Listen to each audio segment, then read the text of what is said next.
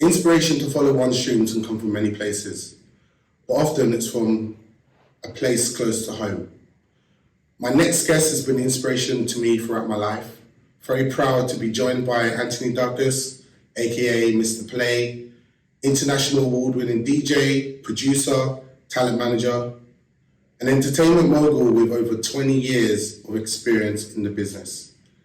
Anthony, thank you very much for joining me today. I need that drop, bro. That's how I'm going to introduce myself in all sets. Listen, future interviewers, if you don't do an intro like that, I ain't coming. No, thanks for having me, cuz. Thank you. Pleasure to have you. Have you in Dubai? Yes. From London? Yes, man. How's your few days been so far? It's been refreshing, eye-opening, inspiring, and rejuvenating.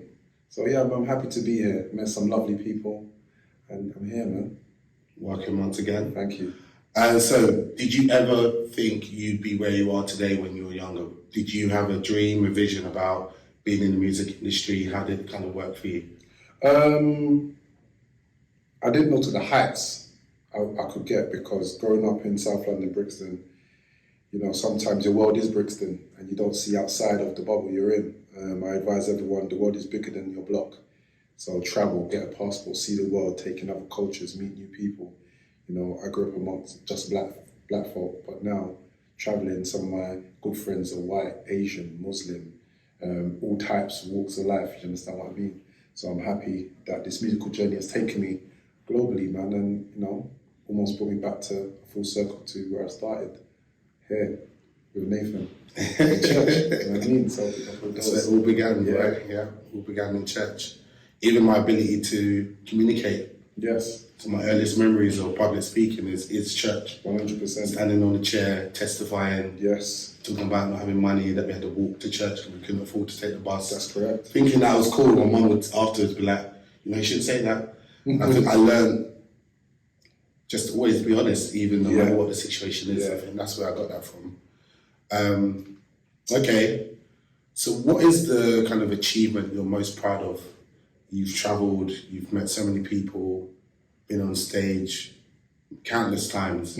What are some of the kind of the career highs for you?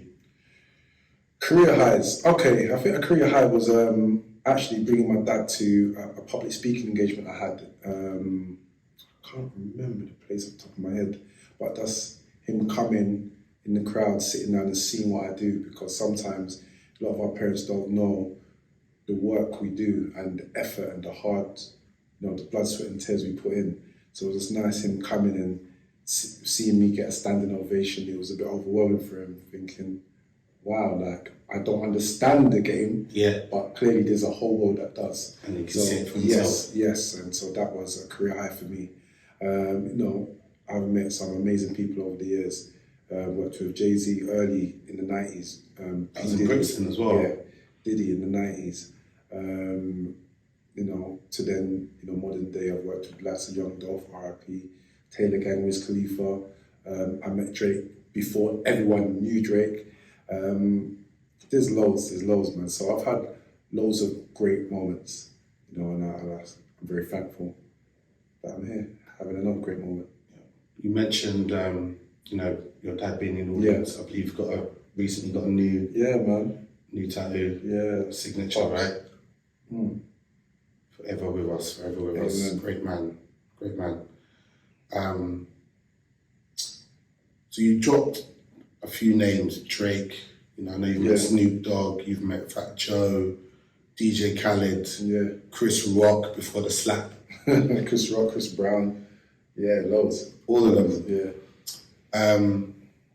A lot of people look at you and would love to be where you are, would love to have the success that you have, the fame that you have. Is it always as good as it seems? Are there any drawbacks to being at the top of the game as you are, being a legend in the field as you are? All right, so first challenge is getting to the top. When you're at the top, is staying at the top. You know, there's a lot of challenges that come your way, but it's how you navigate through them. You know, a lot of people see success or popularity, or, you know, there's this whole new social media world, people getting popular off of IG. There's a thing called clout chasing. You have to be very mindful of that. You know, the more successful you get, you have a big target for clout chasers to really try and target you. you know. But there's a biblical saying that said, "With Christ in the vessel, you smile at the storm." So that's what I do, man. Like, it comes with the territory, you know. Biggie once said, "More money, more problems," and if you ain't had problems yet, it means you ain't had enough money. So I encourage you all to go and get it, because you all can, by any means necessary. Amen. And I mean, obviously very positive words. But have you had a time where maybe things weren't going your way, maybe earlier on, maybe you weren't getting the gigs, maybe the sets weren't as lit as they are? Yeah.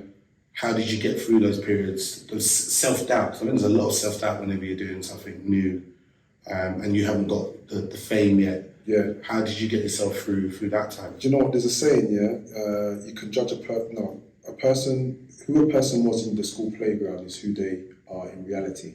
I was always a class clown, that person that would organise the party from school, whether it be a meet up to go to Chocodero, or that was like a gaming spot back in the day, or Trafalgar Square. Yes, or going to ice skating in Streatham Ice Rink, or for my college to play another college. I was always just that event organizer. So I always had it in me. I remember my first event, I was so gassed about it, no one came. Not one person turned up. Wait, not one single person? One person turned up to my first event. I lost money, I was upset, I was hurt, no one turned up. Now, what happened over a little while after that, I started to see people who I invited. And they're like, "Oh, how was the party?" Now, because no one was there, I was able to tell a lie. I said it was the sickest party since sliced bread. So I was like, "Oh, is it for us?" I said, "Bro, it was, you know, girls was there, guys was there, you know, people were swinging off the chandeliers, jumping on speakers." When in reality, not one person came through the door. But what that done, it created a hype that when I done my next one, everyone came. Yeah. And it was actually the sellout. So yeah, sometimes you got to fake it until you make it, because I sure did. It's probably easier then without the camera photos. Now you got social media. Now you need evidence. Oh my days! So you're lucky then. Yeah. I remember social media never made me. I was popular before social media. I had real friends with real likes. Do you understand what I mean? So you know, I was blessed to be a part of that era where, you know, giving out flyers. You know, I came to Dubai and I saw a flyer with my face on it. Like, I want to give out flyers. Like, that era's gone. Some people don't know how to do it. You're like, I don't think you understand. Like, being a people's person is a blessing. And, you know, being around someone like me, I'm a free spirit. Doesn't mean we go out there and hold the place down. Some people get the word free spirit a bit misconstrued. I'm friends with everyone. Do you understand what I mean? Like, I can have a group of Muslim friends, and we speak about whatever they want to talk about. And I'm a lover of all. Do you understand what I mean? You know, some of my closest friends I've met getting a pedicure, and they're women. Like, why get advice about a woman from a guy? Get it surely from a woman, and vice versa. Like, a lot of women will go to their girls to get advice about a guy. Because it doesn't make sense. So yeah, man. I like being that free spirit, allowing me to float around the world and just meet new energies. But you also have to be very mindful of spiritually transmitted demons. That's another type of STD. Do you understand what I mean? Because there's some people that just want to take your shine by any means. Drain your energy. Drain your energy, man. They want to drain your energy. But you know, when greatness is nearly upon you, the devil will always find a challenge to try and knock you off your A game. But again, like I said, with Christ in the vessel, we smile at the storm.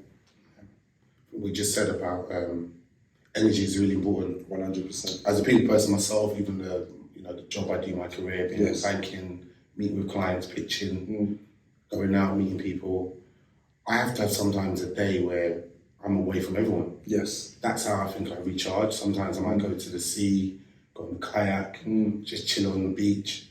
So I think that's important as well. And I think the one thing I took from you is obviously work hard, play hard, but also rest Yeah, rest equally hard. as hard Yeah. to recover and Pray harder, pray harder. because the demons are out there, man. Yeah. Thank you very much for being with us today. Thank you Yeah, for being thank you for having me. who you are, and I know success is upon you already. Amen. And I know there's new heights that you're about to reach that you might not even be aware of right now. Yes. But I look forward to watching, and for everyone else who's listening today, to follow your journey and to see where you reach. Now I've got a question for you. Don't shake my hand. Wait, you got to do it. Leave me hanging. Yeah, I'm not going to leave you hanging, but you try to wrap it up. Yeah. Now, usually I'm on the other side doing the questioning. Now, so we're going to flip the script. I'm nervous. Yeah, that's right. If you could revisit your younger self, what advice would you give to your younger self? The biggest advice I'll give to myself would be about backing yourself, believing in who you are, not believing in who others want you to be, Yes. or who you think you should be, but who's just within you. Yeah. I think when I was young, I had a lot of energy, and when someone's got a lot of energy, you get told to sit down, you get told to be quiet, you get told to behave. And I wish someone said, continue to be who you are, but channel that energy into something. Yes. And it took me a long time to kind of embrace who I am. I am who I am. Yeah. And I said, I saw you doing that. I saw you embracing who you were. I was like, oh wait, you're not doing what everyone around us is saying you should do. Yeah. You're being you. You're being your authentic self before that was even a term. Yeah. So yeah, that's what I would say to my younger self. I see pictures of my younger self sometimes, and I'm like, what happened to you? Why did you let that go? Yeah. But it's back. Yeah. It's back finally. So I'm glad where I am, and I'm looking forward to my own future and speaking about your future, what I'm doing. Where do you see yourself in the next 5 to 10 years? Physically, I'm in Dubai at the moment, and I think I always will have Dubai as a base. Obviously, London is where the family is, where home is. So I would like to see myself as a bridge between the two. So it could be helping individuals or companies based in the UK that want to expand and want to do business here or vice versa. Yeah.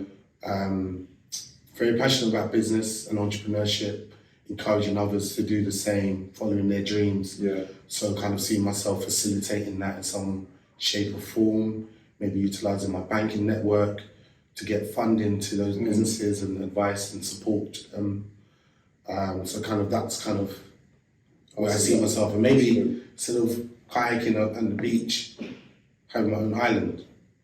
Listen, the world's the oyster. Listen, keep on keeping on. Now it's my turn. Love you guys. Yeah, love you too, man.